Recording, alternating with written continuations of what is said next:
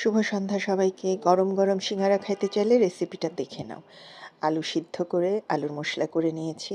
ঝাল মশলা নিজের পছন্দ মতো দিবা, আমরা একটু ঝাল কম খাই। আর হচ্ছে ম্যাজিক টেস্ট মশলা যেটা আছে, ম্যাজিক স্বাদ মশলা, সেটা দিয়েছি। স্বাদ মতো লবণ, মরিচের গুঁড়ো, ভাজা জিরার গুঁড়ো, সামান্য একটু হলুদ দেওয়া হয়েছে।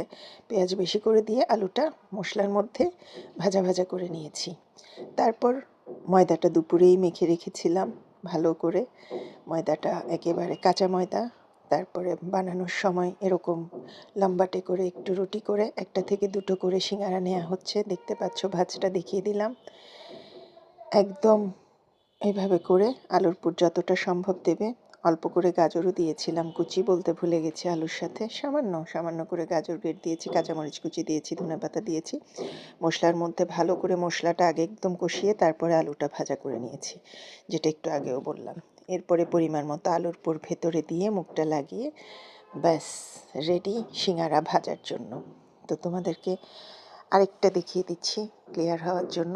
একদম সোজা একটু লম্বাটে করে রুটি নিয়ে জাস্ট আর একটু পানি দিয়ে মুখটা লাগাতে হবে দুপাশে। দেখতে পাচ্ছ, একদম ঘরে তৈরি মুচমুচে সিঙ্গারা খেতে চাইলে ভীষণ সোজা বানানো।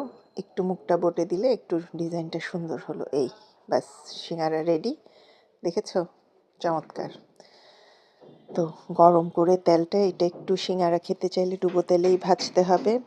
ভালো করে দুই পিঠ ভেজে নিতে হবে। চুলার প্রথমে তেলটা গরম করে নিতে হবে, তারপরে চুলার আঁচটা মিডিয়াম থেকে লোতে দিয়ে একটু সময় নিয়ে ভাজলে উপরটাও ক্রিস্পি হবে, ভেতরটা থাকবে একদম রসালো আলুর পুরে। তো সিঙ্গারা তো সবার পছন্দ, আর এখন নতুন আলুর সিঙ্গারা খেতে ভীষণ মজা।